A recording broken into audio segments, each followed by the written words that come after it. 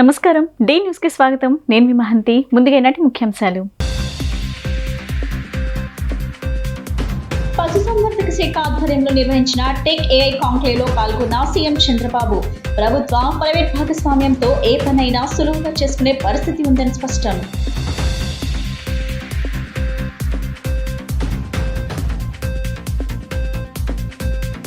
బీజేపీలో చేరిన వైసీపీ శాసనమండలి వైస్ చైర్పర్సన్ జకియా ఖానం వైసీపీకి రాజీనామా చేసి బీజేపీలో చేరడం సంతోషకరమన్న బీజేపీ రాష్ట్ర అధ్యక్షురాలు దగ్గుపాటి పురంధేశ్వరి.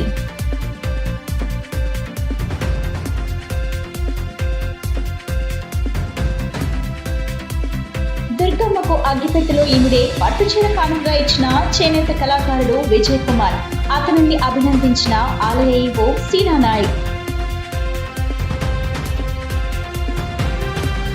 ప్రపంచంలో యువత ఎక్కువగా ఉండేది భారత్లోనే అని ఏపీ సీఎం చంద్రబాబు అన్నారు. ఆర్థిక సంస్కరణలతో ప్రభుత్వ ప్రైవేట్ భాగస్వామ్యం వచ్చిందని చెప్పారు. అప్పుడప్పుడే వస్తున్న ఐటీని సద్వినియోగం చేసుకున్నామన్నారు. విజయవాడలో పశుసంవర్ధక శాఖ ఆధ్వర్యంలో నిర్వహించిన టెక్ ఏఐ కాంక్లేవ్ సీఎం ముఖ్య అతిథిగా హాజరై మాట్లాడారు. ప్రభుత్వ ప్రైవేట్ భాగస్వామ్యంతో ఏ పనైనా సులువుగా చేసుకునే పరిస్థితి వచ్చిందన్నారు. గతంలో ఎక్కడ చూసినా వాహనదారులు గుంతలతో కనిపించేవన్నారు. ప్రభుత్వ ప్రైవేట్ భాగస్వామ్యంతో రోడ్లను చక్కగా నిర్మించారన్నారు. ఇప్పుడు ఎక్కడ చూసినా జాతీయ రహదారుల అభివృద్ధి జరుగుతుందన్నారు. సంపద సృష్టించాలి, ప్రజలకు అందించాలి, పేదరికం లేని సమాజమే లక్ష్యంగా పెట్టుకున్నామన్నారు. రైతుల ఆదాయం రెట్టింపు చేస్తున్నామన్నారు. తాను ఎప్పుడు విద్యార్థిగానే ఉంటా, అనునిత్యం కొత్త విషయాలు తెలుసుకుంటానని, సాంకేతికత ప్రతి ఒక్కరికి అందుబాటులో ఉందన్నారు. సాంకేతికత యుగంలో సమర్థత పెంచుకోవాలని, ప్రపంచంలో ఎక్కడికి వెళ్ళినా భారతీయులు ఉన్నారని, అందులో తెలుగు వాళ్ళే అధికమన్నారు. నా ఆలోచన ఒక్కటే, మనం బాగుంటేనే చాలదు, తిరిగి సమాజానికి ఇవ్వాలి అని చంద్రబాబు అన్నారు.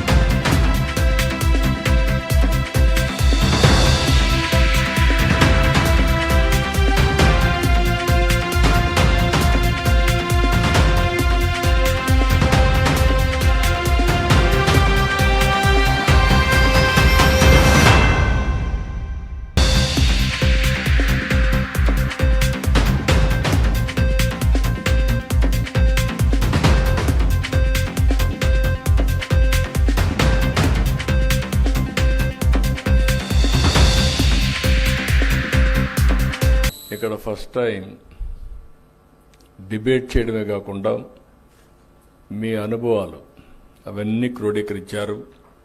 అవన్నీ క్రోడీకరించి లైవ్ స్టాక్ ఎట్టుండాలి, ఏ విధంగా ఉంటే లాభాలు వస్తాయి, ఏ విధంగా ఉంటే లాంగ్ టర్మ్లో సర్వైవ్ అవుతుంది, ఏ విధంగా మనం ముందుకు పోవాలనే విషయాలు మాట్లాడారు. దీనికి మనస్ఫూర్తిగా మీ అందరినీ అభినందిస్తున్నా. ధన్యవాదాలు, కంగ్రాచులేషన్స్. అదే సమయంలో జిఎఫ్ఎస్టి అది ఒక ఆలోచన. ఈరోజు వరల్డ్ ఎకనామిక్ ఫోరం ఉంది. వరల్డ్ ఎకనామిక్ ఫోరంకి ప్రపంచంలో అన్ని దేశాలు అక్కడికి వెళ్తున్నాయి.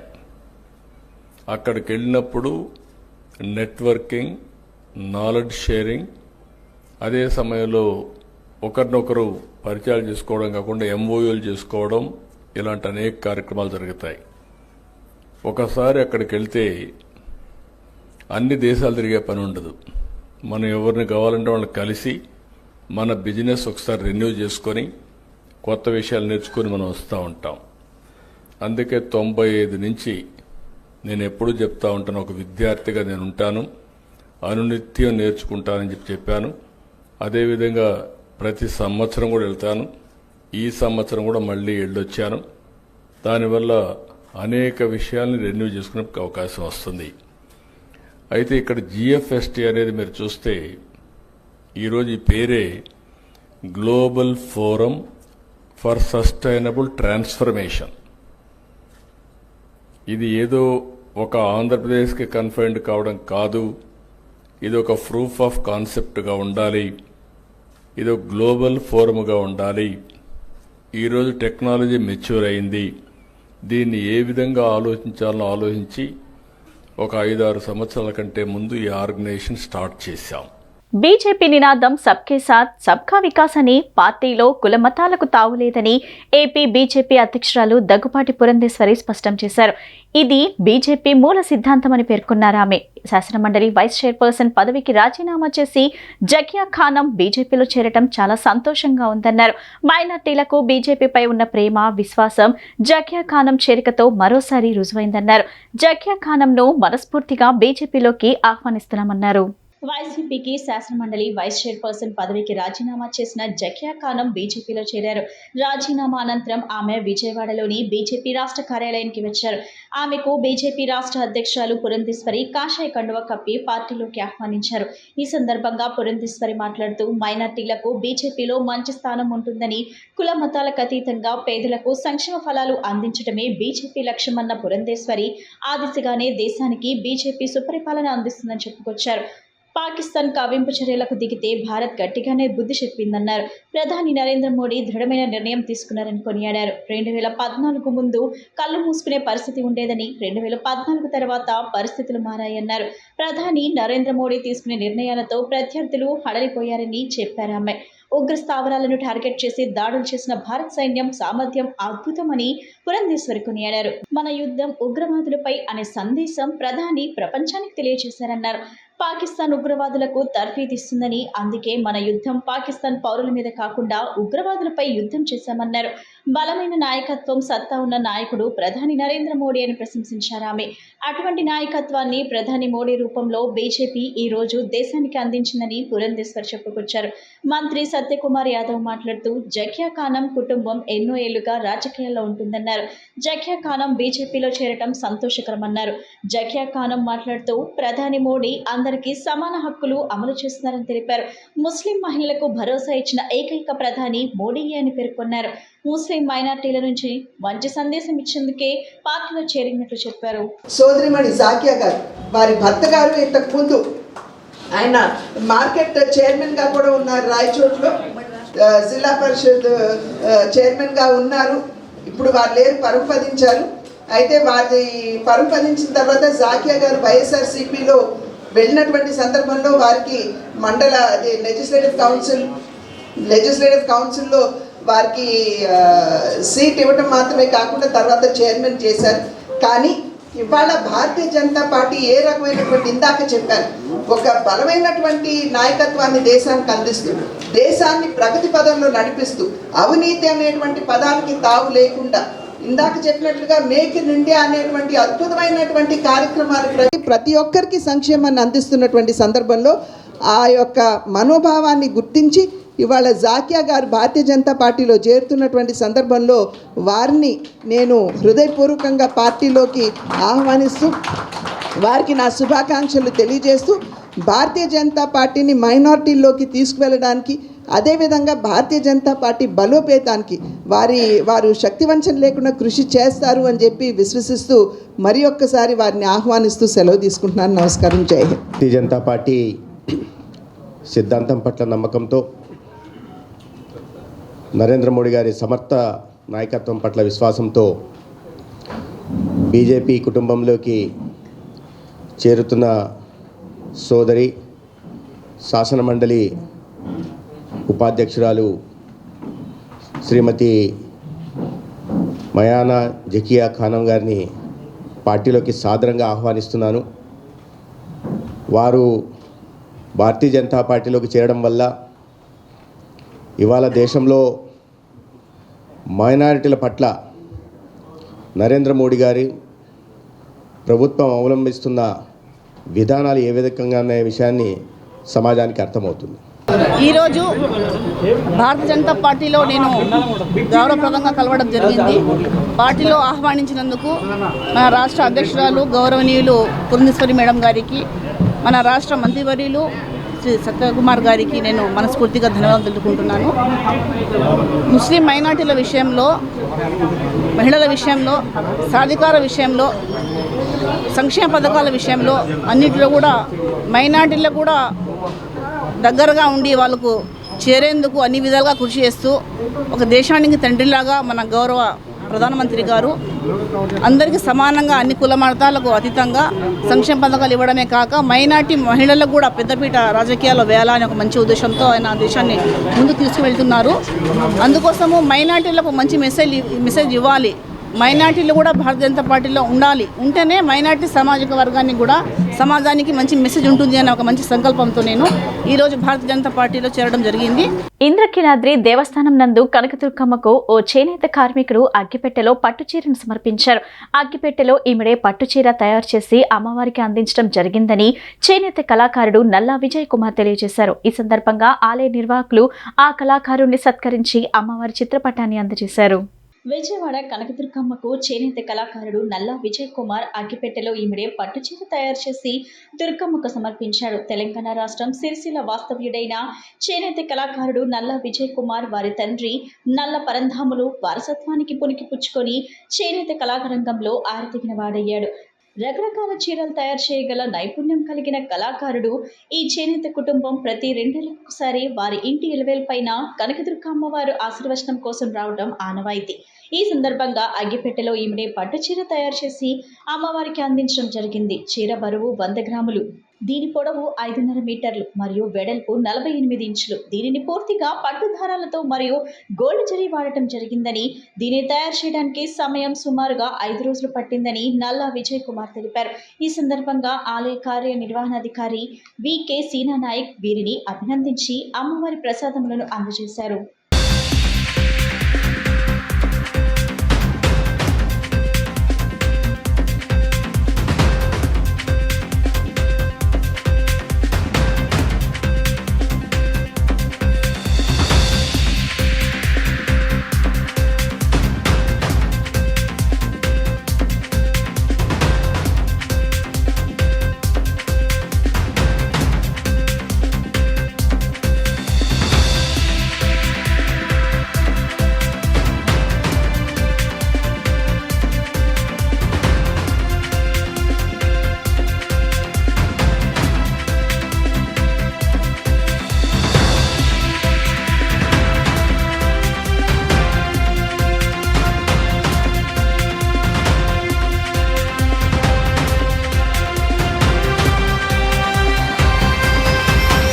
ప్రజా సంక్షేమాన్ని, రాష్ట్ర అభివృద్ధిని సమానంగా చేస్తున్న ముఖ్యమంత్రి నారా చంద్రబాబు నాయుడుకి పేదలకు మరిన్ని మంచి సంక్షేమ పథకాలను అమలు చేసే శక్తిని ఆ భగవంతుడు ఆయనకు ఇవ్వాలని తూర్పు నియోజకవర్గం ఎమ్మెల్యే గద్దె రామ్మోహన్ అన్నారు.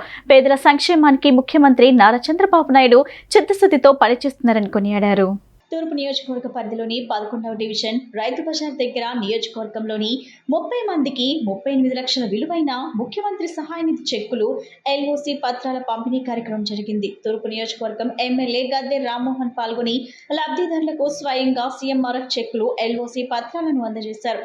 ఈ సందర్భంగా ఎమ్మెల్యే గద్దె రామ్మోహన్ మాట్లాడుతూ, రాజకీయాలతో సంబంధం లేకుండా దరఖాస్తు చేసుకున్న ప్రతి ఒక్కరికి సీఎంఆర్ఎఫ్ ద్వారా చెక్కులను అందజేస్తున్నామని చెప్పారు. వారానికి సుమారు 30 నుంచి 40 లక్షల రూపాయలు విలువైన చెక్కులను అందజేస్తున్నామని, అంటే నెలకు ₹1 కోటి పైగానే సీఎంఆర్ఎఫ్ చెక్కులను నియోజకవర్గంలో లబ్ధిదారులకు స్వయంగా అందజేస్తున్నామని అన్నారు. గత వైఎస్ఆర్సీపీ ప్రభుత్వం 5 సంవత్సరాల్లో కేవలం 10 నుంచి 15 మందికి మాత్రమే సీఎంఆర్ఎఫ్ చెక్కులను అందజేశారన్నారు. పేదలు ఆరోగ్యం కోసం ఆసుపత్రిలో చికిత్సలు చేయించుకున్న తర్వాత ఆరోగ్యం బాగైనా సరే వైద్య ఖర్చుల కోసం చేసిన అప్పుల వల్ల పేదలు ఇబ్బందులు పడకూడదని ముఖ్యమంత్రి నారా చంద్రబాబు నాయుడు ఈ విధంగా సీఎంఆర్ఎఫ్ నుంచి నిధులను మంజూరు చేస్తున్నారని చెప్పారు. పేదల సంక్షేమానికి ముఖ్యమంత్రి నారా చంద్రబాబు నాయుడు చిత్తశుద్ధితో పనిచేస్తున్నారని చెప్పడానికి సీఎంఆర్ఎఫ్ చెక్కులకు ₹1 కోట్ల నిధులను కేటాయించడమే నిదర్శనమని అన్నారు. ముఖ్యమంత్రి సహాయ నిధి అనేది ఏ పార్టీ వాళ్ళైనా, వైఎస్ఆర్సీపీ కావచ్చు, గతంలో కాంగ్రెస్ పార్టీ కావచ్చు, మీరు మనసు పెట్టి ఆలోచన చేయాలి. ఇవాళ మన నియోజకవర్గంలోనే ప్రతి వారం కూడా క్రమం తప్పకుండా సుమారు 30 లక్షల 40 లక్షల రూపాయల రిలీఫ్ మన నియోజకవర్గ ప్రజలకు వారానికి ఇస్తూ ఉన్నారు. అంటే సుమారు నెలకి ₹1 కోటి పైన ఈ రిలీఫ్ కింద ఇస్తూ ఉన్నారు. ఇది ఎంత రిలీఫ్ అంటే వాళ్ళు అనారోగ్య పాలైనప్పుడు సడన్గా హాస్పిటల్లో చూపించుకోవాల్సిన పరిస్థితి ఏర్పడినప్పుడు డబ్బులు అందక వెళ్ళి అప్పులు తెస్తే రోగం నయమైనా అప్పులు తీరక వాళ్ళ మనోవ్యాధితో బాధపడే పరిస్థితి ఉంది. గత 5 సంవత్సరాల్లో జగన్మోహన్ రెడ్డి గారు పరిపాలించినప్పుడు వాళ్ళ 5 సంవత్సరాల మీద ఒక 10-15 వచ్చినాయేమో నాకు తెలిసినంత బట్టి. ఎందుకంటే వస్తే వాళ్ళు పేపర్లు వేపిస్తారు కదా, అవి చూసి 5 సంవత్సరాలు లెక్కేస్తే 10-15 వస్తే చాలా ఎక్కువనే అనుకుంటా. ఒకవేళ 100 వచ్చి ఉండొచ్చు. ఇవాళ వారానికి 100 వస్తున్నాయి, అంటే నెలకు 400 వస్తున్నాయి, అంటే సంవత్సరానికి 800 వస్తున్నాయి. ఒకసారి ఆలోచించుకోవచ్చు. అంటే చిత్తశుద్ధితో పేదవాడికి సహాయం చేయాలని ఆలోచన నారా చంద్రబాబు నాయుడు గారు అయితే ఓకే, కృత్రిమ ఆలోచనతో ఓట్లు దండుకోవడానికి అతను ప్రజల డబ్బులు ఖర్చు పెడుతూ ఉంటాడు ఆయన ఓట్లు దండుకోవడానికి. అంతేగాని ఆ కుటుంబాలను అభివృద్ధి పరచాలా, కుటుంబాల సంక్షేమం చూడాలనే ఆలోచన ఎప్పుడు కూడా జగన్మోహన్ రెడ్డి గారికి లేదు. సిబిఎస్ఈ 10వ తరగతి ఫలితాల్లో సెయింట్ జాన్స్ విద్యార్థులు ప్రభంజనం సృష్టించారు. ఈ సందర్భంగా విద్యార్థులను తల్లిదండ్రుల సమక్షంలో సన్మానించారు. అనంతరం స్కూల్ ఆవరణలో బాణసంచా పేల్చి సంబరాలు జరిపారు. ఈ సందర్భంగా స్కూల్ సీఈఓ కె రమాభారతి మాట్లాడుతూ నిన్న విడుదలైన సిబిఎస్ఈ 10వ తరగతి ఫలితాల్లో తమ విద్యార్థులు సంచలన ఫలితాలు నమోదు చేసుకుని చెప్పారు. తమ విద్యార్థి కేశ్రీ ఆనంద్ 495 మార్కులతో జాతీయ స్థాయిలో 4వ ర్యాంక్, రాష్ట్ర స్థాయిలో 2వ ర్యాంక్, జిల్లా స్థాయిలో మొదటి ర్యాంక్ సాధించి తమ విద్యా సంస్థలకు గర్వకారణంగా నిలిచారన్నారు. అదేవిధంగా రేచనా ఎన్ 493, దీపక్ నాగసాయి 492, దేవి ప్రియాంక 491, డి సూరజ్ 490, కె నూతన 490 మార్కులు సాధించారని తెలిపారు. 6 విద్యార్థులు 490 మార్కులు, ఆ పైన 23 మంది విద్యార్థులు 480 పైగా మార్కులు, 470 మార్కులు, ఆ పైన 33 మంది విద్యార్థులు సాధించారని పేర్కొన్నారు. 85% యావరేజ్తో సిబిఎస్ఈలోనే సంచలన విజయం నమోదు చేశారని తెలిపారు.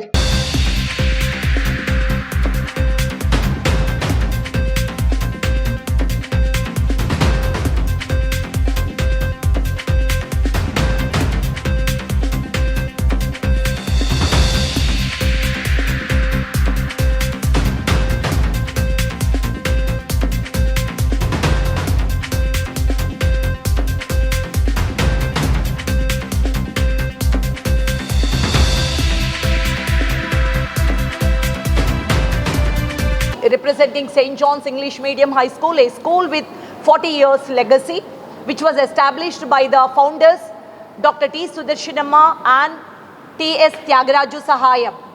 And the school is now headed by the correspondent Mr. T. Suman Tyagaraj. And this school is located in Gunadala, Vijayawada. And ee roju ikkada dadapu 33 students ni CBSE board examination, all India secondary school examination 2025 top students ga scorers ga unna 33 children ni appreciate cheyadaniki memandaram ikkada gather ayi unnamu. 495 marks out of 500 student marks ochina student Sri Anant achieved this score in 2025 CBSE 10th board exams lo. So and also 490 above 6 students achieved out of 500 andi. ఈ సెలబ్రేషన్ని attend అవ్వటానికి అందరినీ పిల్లల్ని students 33 students who crossed 470 above marks 500ని appreciate చేయటానికి వాళ్ళ పేరెంట్స్ని వాళ్ళకి మా పట్ల ఉన్న నమ్మకాన్ని అప్రిషియేట్ చేయటానికి ఈరోజు అందరం గ్యాదర్ అయ్యాం ఇక్కడ. We are so happy. This 495 out of 500 is the nation 4th rank and also state 2nd rank, and district wise and city wise this is the 1st rank.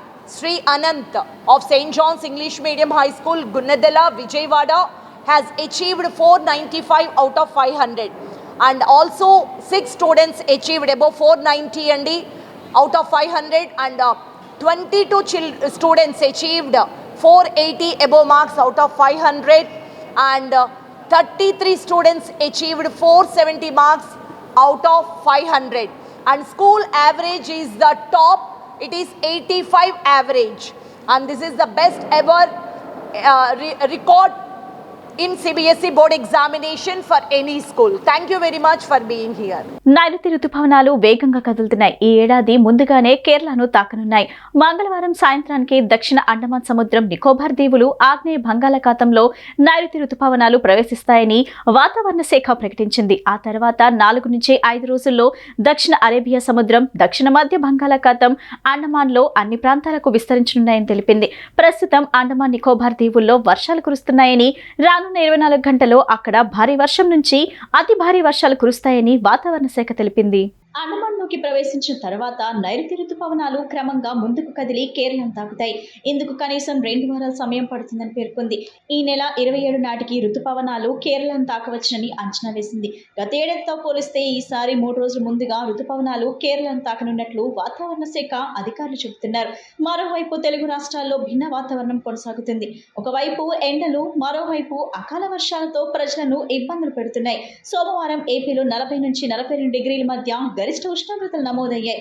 Srikakulam, Vizianagaram, మన్యం, కాకినాడ, తూర్పుగోదావరి జిల్లాల్లోని 29 మండలాల్లో తీవ్రంగా, శ్రీకాకుళం, విజయనగరం, మన్యం, అల్లూరి, అనకాపల్లి, తూర్పుగోదావరి, కాకినాడ, కృష్ణా జిల్లాల్లోని మరో 41 మండలాల్లో వడగాల్పులు ప్రభావం చూపాయి. ఈ నెల 14వ తేదీ నుంచి రాయలసీమ, దక్షిణ కోస్తాలో వర్షాలు పెరుగుతాయని వాతావరణ శాఖ పేర్కొంది. ఇటు తెలంగాణలోని కొన్ని జిల్లాల్లో మంగళ, బుధవారం తేలికపాటి నుంచి ఓ మోస్తరు వర్షాలు పడే అవకాశం ఉందని, అక్కడక్కడ భారీ వర్షాలు పడే అవకాశం ఉందని పేర్కొంది.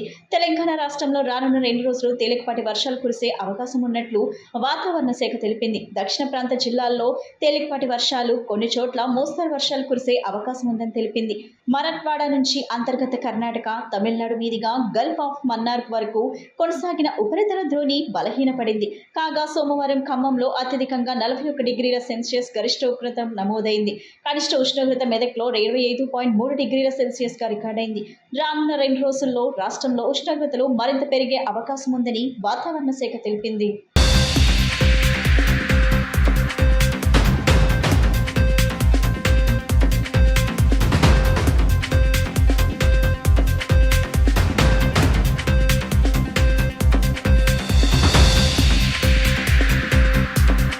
గ్రామీణ భారతం వ్యవసాయ ఆధారిత ఆర్థిక వ్యవస్థతో ఉంది. ఆరుగాలం శ్రమించి పండించిన పంటకు మద్దతు ధర ఇవ్వటమే ప్రధానమంత్రి నరేంద్ర మోడీ ధ్యేయంగా రైతులకు అండగా ఉన్నారన్న విషయం రైతులు గుర్తించాలని బీజేపీ రాష్ట్ర అధ్యక్షురాలు దగ్గుపాటి పురంధేశ్వరి అన్నారు. దేశవ్యాప్తంగా వ్యవసాయ రంగంలో వెనుకబడిన 100 జిల్లాలను గుర్తించి ప్రత్యేక బడ్జెట్ ఇవ్వడం జరిగిందని చెప్పారు. బీజేపీ రాష్ట్ర కార్యాలయంలో కిసాన్ మోర్చా రాష్ట్ర అధ్యక్షుడు చిగురుపాటి కుమారస్వామి అధ్యక్షతన జరిగిన సమావేశంలో పురంధేశ్వరి మాట్లాడుతూ అనేక సవాళ్లు ఎదుర్కొంటున్న రైతులకు కేంద్ర ప్రభుత్వం అండగా ఉందన్నారు. అన్ని ఆటంకాలు అధిగమిస్తూ రైతులు వ్యవసాయ రంగంలో కొనసాగుతున్నారని, వారికి అన్ని విధాలుగా సహాయం సహకారం కేంద్ర ప్రభుత్వం అందిస్తున్న విషయం గుర్తించాలని సూచించారు. సాగునీటి సరఫరా, మంచి విత్తనాలు మార్కెట్ రైతులు కోరుకుంటారని, సాగునీటి పెండింగ్ ప్రాజెక్టులకు కేంద్రం నిధులు ఇస్తుందని, రైతు ఖాతాల్లో నిధులు నేరుగా జమ చేయడం జరుగుతుందని చెప్పారు. కనీస మద్దతు ధర రాష్ట్రాల్లో వ్యవసాయ పద్ధతులు మార్పు ఉంటుందని చెప్పారు. ఈ నామ్ ద్వారా అమ్మకాలు, రైతులు నేరుగా అమ్మకాలు చేసుకోవచ్చునని స్వామినాథన్ కమిటీ నివేదిక మద్దతు ధర విషయంలో స్పష్టత ఇచ్చారన్నారు. 2006 అధికారంలో మీరు ఉండి ఏం చేశారని కాంగ్రెస్ పార్టీపై విమర్శల వర్షం కురిపించారు. ఈ విషయంలో ఆంధ్రప్రదేశ్లో కిసాన్ మోర్చా ఆందోళన చేయాలని, వ్యవసాయంలో దళారులు వ్యవస్థపై యుద్ధం చేయాల్సిందేనని అన్నారు. ఇవాళ కిసాన్ మోర్చా పదాధికారుల సమావేశాన్ని ఏర్పాటు చేసుకోవడం జరిగింది. నిర్మలా సీతారామన్ గారు ఈ మధ్యనే బడ్జెట్ని ప్రవేశపెట్టారు. బడ్జెట్ ఏదైతే ప్రవేశపెట్టారో మరి మీలో ఎంతమంది దాన్ని క్షుణ్ణంగా అనలైజ్ చేశారో నాకైతే తెలీదు. కానీ మనం కనుక ఆ బడ్జెట్ మీద దృష్టి కేంద్రీకరించినట్లయితే వ్యవసాయ రంగానికి పెద్దపీట వేసినటువంటి విషయం మనందరికీ కూడా అర్థమవుతుంది. ఇవాళ చూసినట్లయితే మనం పదే పదే చెప్పుకుంటున్నాం, మన దేశం నిన్న మొన్నటి వరకు 11వ ఆర్థిక శక్తిగా ఉండేది. ఇవాళ నరేంద్ర మోడీ గారి నాయకత్వంలో 5వ ఆర్థిక శక్తిగా పరిణామం చెందింది. రాబోయే కాలంలో 3వ అతిపెద్ద ఆర్థిక శక్తిగా భారతదేశం రూపాంతరం చెందబోతుంది అని చెప్పి మనం అందరం కూడా చాలా గర్వంగా చెప్పుకునేటువంటి విషయం. అయితే ఇక్కడ మనం గమనించవలసినటువంటి విషయం, మన ఆర్థిక ఎదుగుదల ఏదైతే ఉందో అది భారతదేశానికి సంబంధించినంత వరకు కూడా మన వ్యవసాయ క్షేత్రంలో మనం ఏదైతే ఎదుగుదల సాధిస్తామో దాని మీద ఆధారపడి ఉన్నది అని చెప్పి మనం ఇక్కడ గమనించాలి. కనుకనే మనది భారతదేశము వ్యవసాయ ప్రధాన దేశం కాదు, వ్యవసాయ ఆధారిత దేశం అని చెప్పి చాలామంది ఆర్థికవేత్తలు చెప్తున్నటువంటి విషయం. ఎందుకంటే 140 కోట్ల జనాభా ఉన్నటువంటి భారతదేశంలో నేటికి సైతం 58-60% ప్రజలు వ్యవసాయం మీద, వ్యవసాయానికి సంబంధించినటువంటి అంశాల మీద ఆధారపడి జీవిస్తున్నారు అని చెప్పి మనకు తెలిసినటువంటి అంశం. ఇంద్రకీలాద్రి శ్రీ దుర్గామల్లేశ్వర స్వామివార్ల దేవస్థానం మల్లీశ్వర మహామండపం 6వ అంతస్తునందు భక్తులు సమర్పించిన కానుకలు, మొక్కుబడులు, హుండీ లెక్కింపు కార్యక్రమం నిర్వహించడం జరిగింది. ఈ సందర్భంగా 23 రోజులకు 3,73,37,549 రూపాయల నగదు రూపంలో 420 గ్రాముల బంగారం, 7 కేజీల 20 గ్రాముల వెండి రూపంలో లభించాయి. ఆలయ కార్యనిర్వహణాధికారి డిప్యూటీ కలెక్టర్ వి.కె. సీనానాయక్ హుండీల లెక్కింపు కార్యక్రమం పర్యవేక్షించారు. హుండీ లెక్కింపులో దేవాదాయ శాఖ సిబ్బంది, 1 టౌన్ పోలీసులు, ఎస్పీఎఫ్ పోలీసులు పాల్గొన్నారు.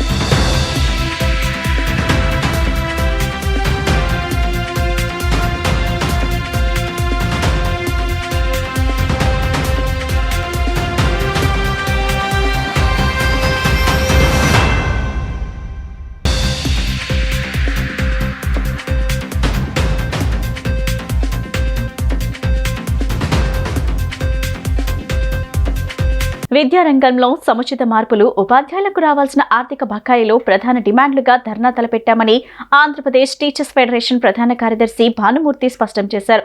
గత ప్రభుత్వం అవలంబించిన విధానాలనే కూటమి ప్రభుత్వం కూడా అవలంబిస్తుందని ఆరోపించారు.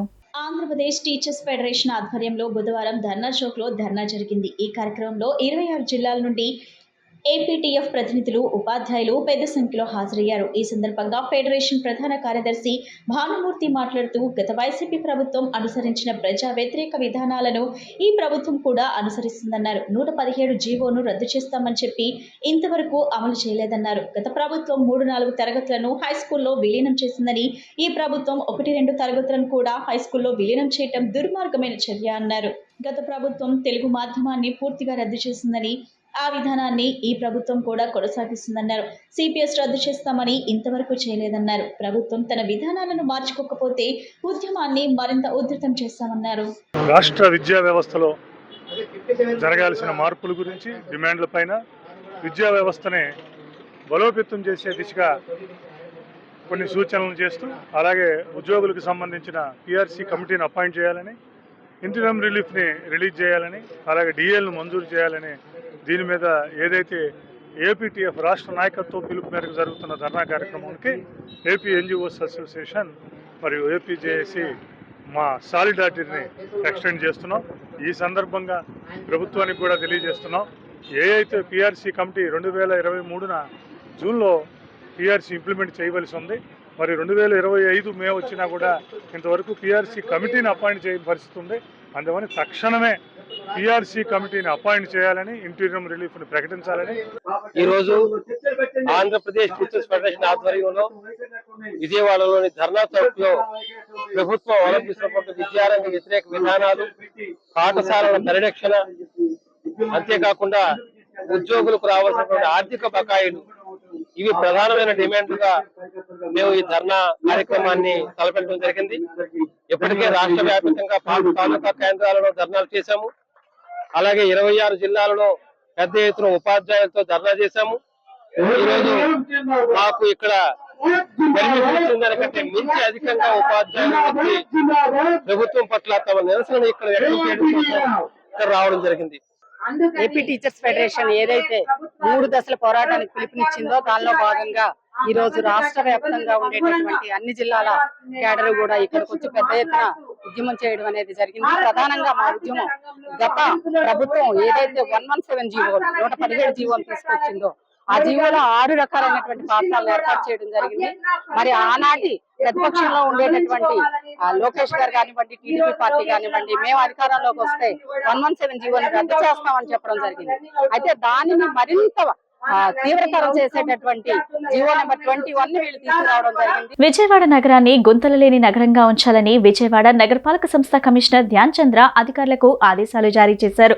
నగరంలో పారిశుద్ధ్య నిర్వహణలో ఎటువంటి లోపం లేకుండా చూసుకోవాలని, ఎప్పటికప్పుడు రోడ్లపై ఉన్న వ్యర్థాలను తీసివేయాలని అధికారులకు సూచించారు. బుధవారం ఉదయం తన పర్యటనలో భాగంగా milk colony, comrade road, Singh Nagar పరిసర ప్రాంతాలన్నీ క్షేత్రస్థాయిలో కమిషనర్ ధ్యాన్ చంద్ర పరిశీలించారు. ఈ సందర్భంగా కమిషనర్ మాట్లాడుతూ నగరంలో రోడ్ పైన గుంతలను ఎప్పటికప్పుడు సచివాలయం సిబ్బంది తమ సచివాలయం పరిధిలో పరిశీలించి చర్యలు తీసుకుంటూ రోడ్లపైన ఎటువంటి గుంతలు లేకుండా చూసుకోవాలని అన్నారు. సింగ్ నగర్ ఫైర్ స్టేషన్ వద్ద ఉన్న పార్క్ లో ప్రవేశ ద్వారమును ఏర్పరిచి ఆహ్లాదకరమైన వాతావరణాన్ని ప్రజలకు అందించే విధంగా పార్క్ లోని మొక్కలు ఉండేలా చర్యలు తీసుకోవాలని డిప్యూటీ డైరెక్టర్ హార్టికల్చర్ రామ్మోహన్ ని ఆదేశించారు. నగరంలో పారిశుద్ధ్య నిర్వహణలో ఎటువంటి లోపం లేకుండా చూసుకోవాలని, ఎప్పటికప్పుడు రోడ్లపై ఉన్న వ్యర్థాలను తీసివేయాలని, గార్బేజ్ పాయింట్స్ పై శ్రద్ధ వహించాలని అన్నారు.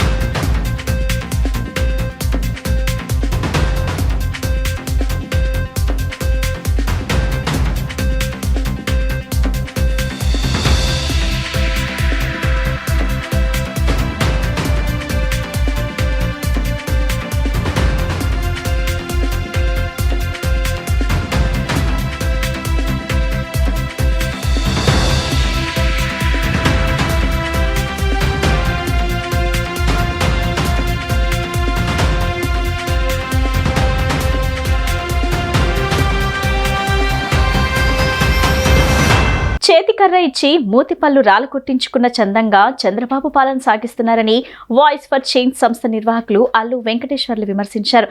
ఎన్నికల ముందు ఎన్నో హామీలు ఇచ్చి ఒక్క హామీ కూడా నెరవేర్చకుండా ప్రజలను మోసం చేస్తున్నారని ఆరోపించారు.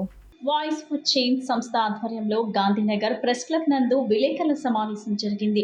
ఈ సందర్భంగా సంస్థ నిర్వాహకులు అల్లు వెంకటేశ్వర్లు మాట్లాడుతూ, కూటమి పాలనలో రాష్ట్రం అభివృద్ధిలో ఒక అడుగు ముందుకు 4 అడుగులు వెనక్కు అన్న విధంగా ఉందన్నారు. కనీసం రాష్ట్రంలో అందరికీ మంచినీరు అందించలేని స్థితిలో ప్రభుత్వం ఉందన్నారు. పిల్లలు పోషకాహారం లోపంతో ఎదుగుదల కోల్పోతున్నా ప్రభుత్వం పట్టించుకోవడం లేదన్నారు. రైతుల విషయంలో రైతు వారి పట్టా భూములను ప్రభుత్వ భూములుగా నమోదు చేసి రిజిస్ట్రేషన్కు నోచుకోకుండా చేసి వారిని మోసం చేసిందన్నారు. పనిచేయాల్సిన ఎగ్జిక్యూటివ్ అధికారులు పనిచేయటం లేదని, పని కోసం వెళితే ప్రజాప్రతినిధుల నుండి సిఫార్సు లెటర్లు అడుగుతున్నారని చెప్పారు. ప్రభుత్వం పారదర్శకంగా ప్రజల అవసరాలకు అనుగుణంగా పనిచేయాల్సిన అవసరం ఉందని, అటువంటి పరిపాలనకు సుదూరమైన పాలన కూటమిస్తుందని ఆరోపణలు చేశారు. 2024 సంవత్సరం సార్వత్రిక ఎన్నికల్లో ఆంధ్రప్రదేశ్ రాష్ట్రం సర్వభూమి అనగా 1,62,970 చదరపు కిలోమీటర్లో చరాచర జీవుల సాక్షిగా ప్రస్తుత ఆంధ్రప్రదేశ్ రాష్ట్ర ముఖ్యమంత్రి నారా చంద్రబాబు నాయుడు అనేక ఎన్నికల హామీలు, వాగ్దానాలు ఇచ్చి అధికారంలోకి వచ్చి సంవత్సరం అయినా కూడా ఈరోజు ప్రజల పరిస్థితి ఎలా ఉందంటే చేతికర్రిచ్చి మూతి పళ్ళు రాళ్ళు కొట్టించుకున్నట్లుంది ఒక మాటలో చెప్పాలంటే. ఎందుకంటే ఏ రంగంలో చూసినా కూడా ఒక అడుగు ముందుకు 4 అడుగులు వెనక్కి. కారణం ఏంటంటే ఆంధ్రప్రదేశ్లో ప్రజలు చాలా సహనం కలిగిన వాళ్ళు. వీళ్ళ సహనానికి పరీక్షగా ఆంధ్రప్రదేశ్ రాష్ట్రంలో 40,000 ఆవాస ప్రాంతాలలో రివర్స్ ఆస్మోసిస్ అంటే రక్షిత త్రాగునీరు అందించడానికి ప్లాంట్లు ఏర్పాటు చేయడానికి జస్ట్ 2,000 కోట్ల రూపాయలు సరిపోతాయి. కానీ మన రాష్ట్ర బడ్జెట్ ఒక సంవత్సరానికి 2,50,000 కోట్లు అంటే 1% ఖర్చు పెడితే రాష్ట్రం మొత్తానికి గొంతు తడుస్తుంది. అయితే చంద్రబాబు నాయుడు గత ఎన్నికల హామీగా ప్రతి ఇంటికి తెల్లారేపాటికి తలకాయకి 3 లీటర్ల రక్షిత త్రాగునీరు డోర్ డెలివరీ ఇస్తానన్నాడు. మరి ప్రస్తుతం ఎండాకాలం, పోయిన ఎండాకాలంలో ఎలక్షన్ జరిగితే మళ్ళీ ఎండాకాలం కూడా వచ్చింది. ఇంతవరకు దాని ఆచూకీ లేదు. నిమ్మకి నీరెత్తున్నాడు. అంటే ఆంధ్రప్రదేశ్లో ప్రజలు గుడ్డిగా చంద్రబాబు నాయుడిని అభిమానిస్తున్నారని చెప్పేసి, అడిగే నాదులు లేడని చెప్పేసి, ముఖ్యమంత్రి నిధులు పుష్కలంగా ఉన్నా కూడా పంచభూతాల్లో ఒకటి మన ప్రాణాన్ని కాపాడే వస్తువు అనేటువంటి త్రాగునీటికి ప్రాధాన్యత ఇవ్వలేదు అంటే ఇతను ముఖ్యమంత్రిగా ఎంతవరకు సమర్థుడో మనకు తేటతెల్లమవుతుంది. శ్రీ దుర్గా మల్లేశ్వర స్వామివారి దేవస్థానం నందు సింగిల్ మూవీ టీం దుర్గమ్మను దర్శించుకున్నారు. బుధవారం ఇంద్రకీలాద్రిపై సింగిల్ మూవీ టీం విచ్చేయటంతో ఆలయ అధికారులు ఆలయ మర్యాదలతో ఘన స్వాగతం పలికి దుర్గమ్మ దర్శనం కల్పించారు. దర్శనానంతరం ఆలయ అధికారులు వేదాశీర్వచనం అందజేసి తీర్థ ప్రసాదాలను అందజేశారు.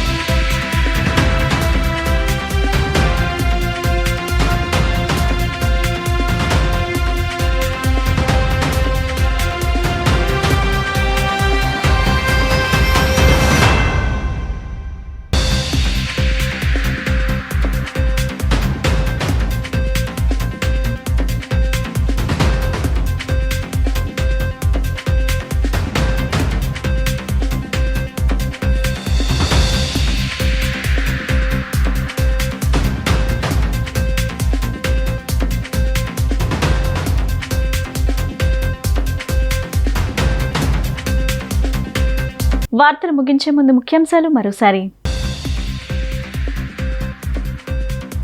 పశుసంవర్ధక శాఖ ఆధ్వర్యంలో నిర్వహించిన టెక్ ఏఐ కాంక్లేవ్లో పాల్గొన్న సీఎం చంద్రబాబు ప్రభుత్వ ప్రైవేట్ భాగస్వామ్యంతో ఏ పనైనా సులువుగా చేసుకునే పరిస్థితి ఉందని స్పష్టం.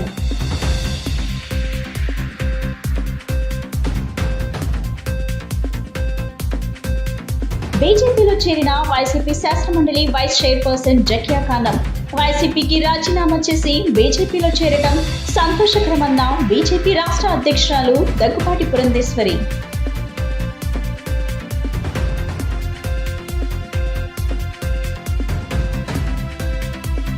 దుర్గమ్మకు అగ్గిపెట్టెలో ఈమిడే పట్టుచీర కానుకగా ఇచ్చిన చేనేత కళాకారుడు విజయ్ కుమార్. అతనిని అభినందించిన ఆలయ ఈవో సీనా నాయక్. ఈ బులెటిన్ ఇంతటితో సమాప్తం. తిరిగి మరో బులెటిన్ కలుద్దాం. నమస్కారం.